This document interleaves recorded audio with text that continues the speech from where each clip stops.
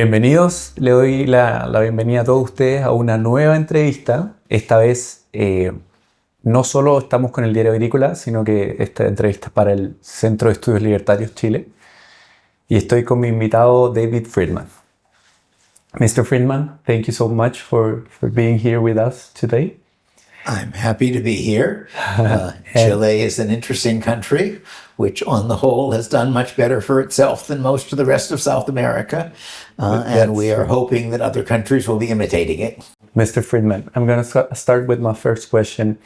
So, you have a background in economics. You have written a lot about law, and even you have a medieval recipes book. Mm-hmm. You don't quite fit neatly in an academic box. You left out the fact that my doctorate is in theoretical physics. I left out the fact that you... And also I've written several novels. So that gets to my point, that you don't fit in a typical academic box. Mm-hmm. So do you think that's an advantage when you analyze, or when you see the ideas of the society? Like most things, it's both an advantage and a disadvantage. Okay. That somebody who spent all of his time specializing in some particular part of his field can go into more detail in it, but is getting less knowledge from other places. So that my most recent book is on legal systems very different from ours. And it starts with imperial China a couple of thousand years ago, and ends up with societies such as the Amish, which currently exist.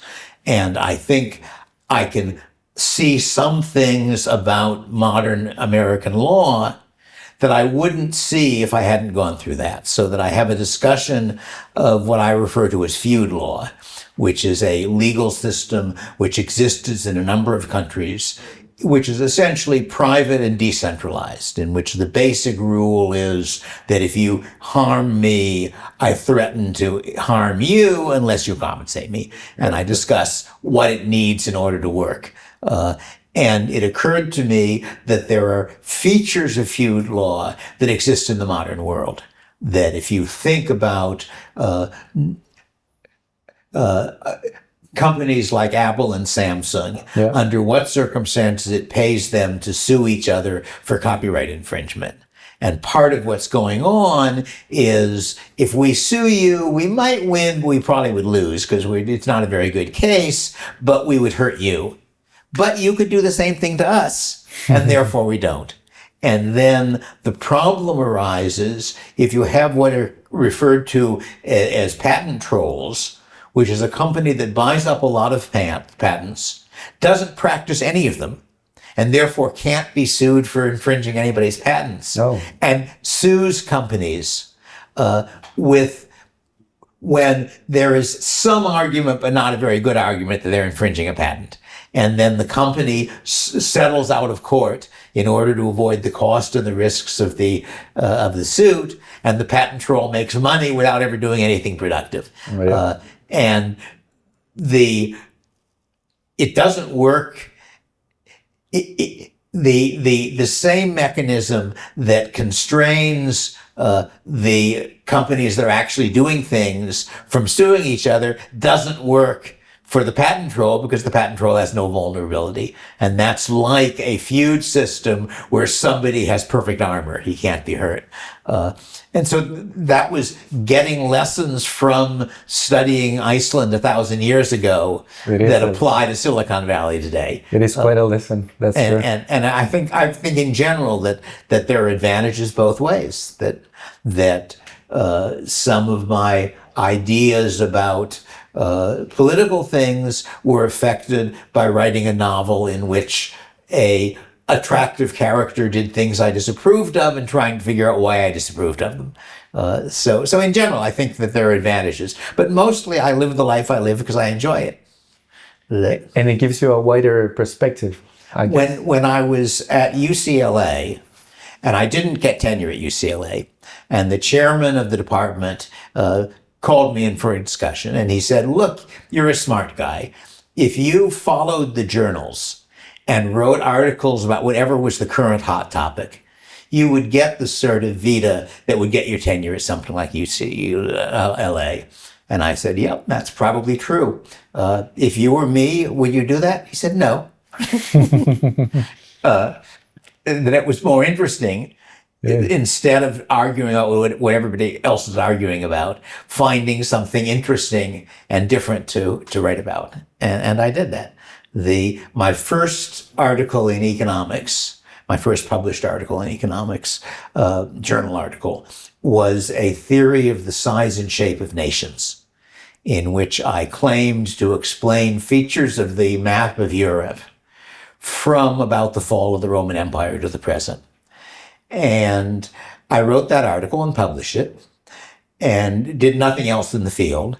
And many years later, I came across an article somebody had written discussing the literature on that question. Mine was the first article. Wow. And the second was by Jim Buchanan, who was at one point a colleague of mine, but it was written several years later, maybe 10 years later. So I think that's fun. And it was an interesting set of ideas that I explored there, but I had nothing more to say about it. And, I could have spent a lifetime expanding that article and arguing about it and trying to improve the model and so forth, but it was more interesting to go on and do other things. Mr. Friedman, you have argued that goods and services can be produced by free market. Yes. Including things like law and security. Where do you think people's intuitions go wrong when they hear this claim? That's an interesting question. And part of the answer is that they are used to a society where people think of those things as being produced by government. But in fact, even in our society, there's quite a lot of privately produced law. That if you think about what we call norms rather than laws, that there is no legal reason why I could not have taught my university courses naked to the waist or wearing a bathing suit. Of course. But it would have been very foolish to do that. It would. And the reasons it would have been foolish are not laws, but they are what are in a sense social laws that are enforced by private action, by the fact that people won't. And within any organization, there are legal codes, explicit or implicit, about how you behave within that organization. A university has its own laws. There's an interesting book written by a Yale law professor called Order Without Law. And it is mostly about a part of California that's about 2 hours from where I live, a county called Shasta County, where he argues for certain issues, the law of California does not run because it's a society where they have well-established norms of neighborly behavior. And one of the norms of neighborly behavior is that neighbors don't sue neighbors. And therefore, if you have some conflict which has one settlement under the norms and a different settlement under the law, somebody who appeals to the law will lose because he will win his law case, but he will lose more in terms of other people's interaction with him. Yeah, of course. And it's an interesting book. In a sense, it's a sort of a very mild version of a feud law system because you impose costs on people who impose costs on you. So I think there is quite a lot. And of course, security is very largely provided by private firms in Chile, among other things. Yeah. Last night, I was looking for a restaurant, a small Indian restaurant, and I couldn't find it. And it turned out the reason I couldn't find it was that it was low down, that for some reason there was a place where the street was here, but then the businesses were mostly down there. So I didn't see it. I went into a building which had an office building, I think, which there was one security guard in it. And he showed me where the restaurant was. Oh, yeah. But his sign, the thing on his shirt was something like, I don't remember what the Spanish was, but private security. Private security. So you have quite a lot of private security. I noticed that this building had a fence around it with a lock. Well, that's a form of private security as well. It is. But most people are not aware of societies in which law and law enforcement was entirely private. But there have certainly been quite a lot of past societies in which that's true. And it's to some degree true in modern societies as well. That a lot of the reason people don't grab things from other people is that the other people would react very hostily if they did. Absolutely. Even if there's no policeman nearby. Mr. Friedman, have you had any change of ideas in the last 10 years? I mean, have you... In the last 10 years? Yes. Well, it turned out that artificial intelligence was much closer than I had expected. But I don't think my views of it have changed very much. When I wrote about the question maybe 15 or 20 years ago in a book called Future Imperfect, which was an examination of technological revolutions that might happen and what their effects would be. And I discussed it then, and I raised the danger that we might be producing beings much smarter than we were, and they might not care for us.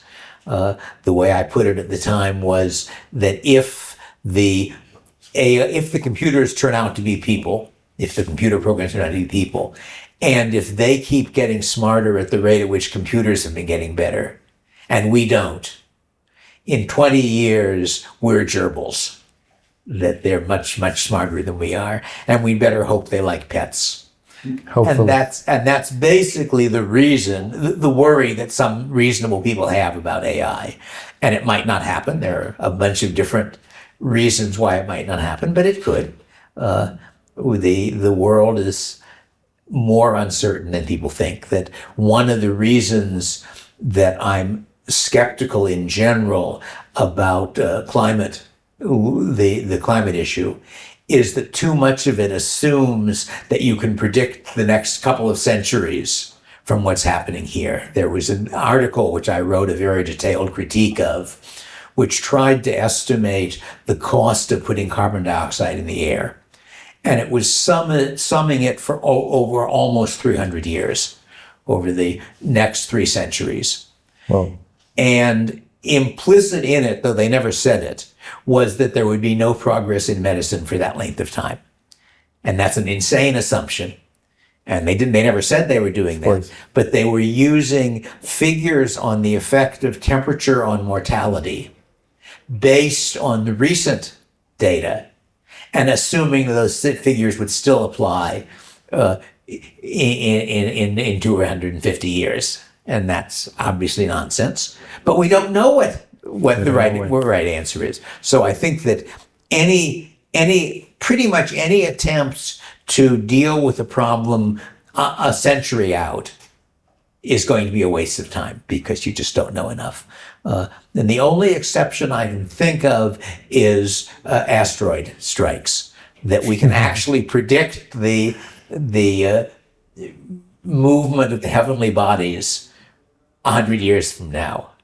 And if we calculated that a substantial asteroid was going to hit Earth 95 years from now, it would be worth doing something about it, even 150 years from now.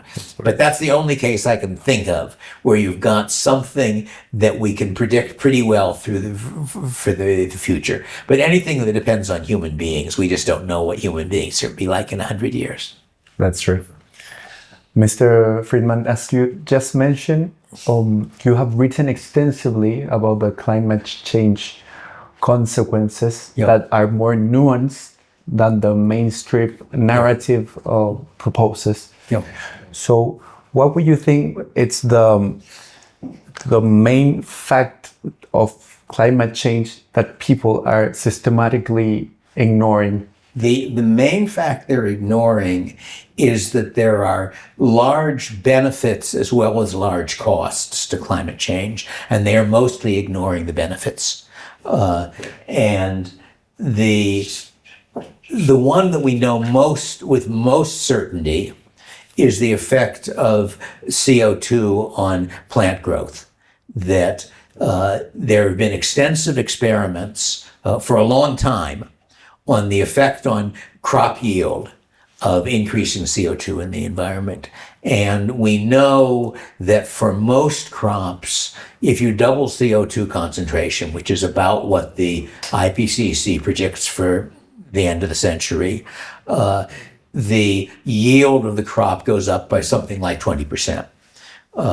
And one of the things in the IPCC reports is the observation that the earth is greening, that the amount of earth covered by vegetation is increasing, and that's almost certainly due to the higher CO2 concentration. So that's one we know for certain. One which is particularly relevant to Chile is that human land use is limited by cold and not by heat. If you actually look at a map of population density and a map of temperatures, it turns out that some of the hottest parts of the world are densely populated. Yes. None of the colder parts are. That's true. And therefore, one of the things that happens with warming is that the habitable area of the world expands towards the poles. And I've done calculations for the Northern Hemisphere. The effect isn't nearly as great in the Southern Hemisphere, because in the Southern Hemisphere, the only land which is too cold for people to live in is Australia, is Antarctica.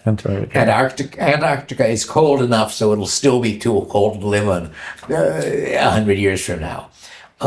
But in the north, you've got both parts of Eurasia and parts of North America, which go all the way to the pole, more or less. And my calculation was that 3 degrees centigrade of warming would expand the habitable area of the globe by about the area of the United States. Well, so it's a big effect. It is. It will also presumably make the southern end of Chile and Argentina a good deal more habitable. Oh, yeah. But those are areas that are inhabited already, so it's not as striking an effect as northern Alaska or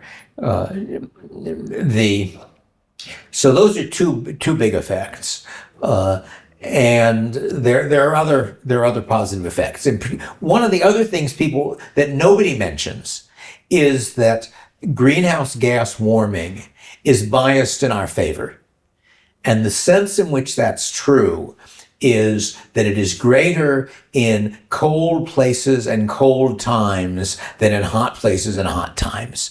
And that's due to the interaction between CO2 and water vapor. Water vapor is also a greenhouse gas. The warmer it is, the more water vapor is in the air. And the more of one greenhouse gas in the air, the less the effect of adding another. And so that what you can see the pattern quite clearly if you actually look at the IPCC report. The IPCC publishes what they call the summary for policy makers. And that's terrible because it is selected to make climate change look terrible. But if you actually read the report, which is not so selected, you notice that coldest temperatures are going up by more than hottest temperatures are going up. Yeah. And if you look at their maps, you observe that the greatest warming is near the poles, that the equator warms a good deal less than the poles do. Well, as a general rule, getting warmer is nice when you're cold and bad when you're hot. So the fact that you get more warming in winter than in summer and more warming in cold areas than in hot areas is a bias in our favor. So those are, I guess, three of the things that people don't know. And then they greatly exaggerate some of the negative effects. Yeah. People talk as if sea level rising is going to flood lots of cities. Sea level rising, again, the IPCC high-end estimates are, for the end of the century, are maybe a meter. And that's about half the distance between high tide and low tide. So it's an effect which will affect some areas, but it's a very small effect. And similarly, warming is very slow. The first century of warming was averaging about a degree a century, centigrade degree.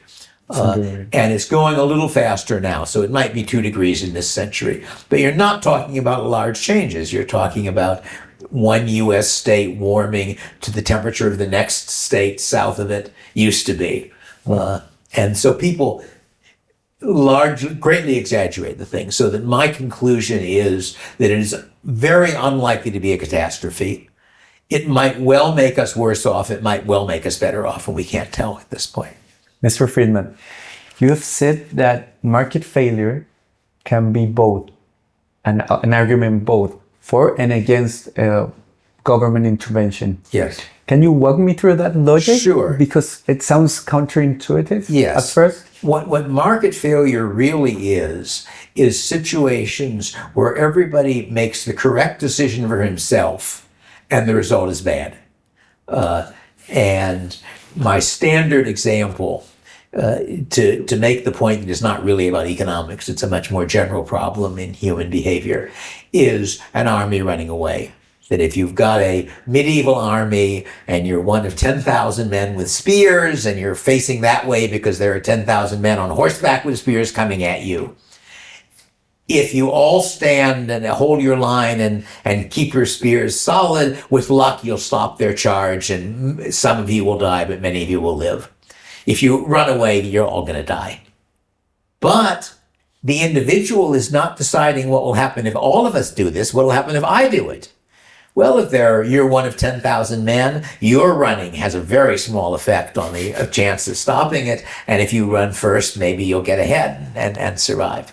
So it pays the individual soldier to run, even when it would pay the army, including the individual soldier, for all of them to stand. So that's an example of a situation where your action imposes costs on other people, or where a different action would provide benefits to other people, but you ignore it because you're interested in the costs and benefits to you. And if you think about those situations, they occasionally exist in the free market, so that if I burn leaves in the fall on my lawn, the smoke might bother my neighbors, for example. Of course, they might like the smell of it too. It might be a positive, it might be a benefit rather than a cost.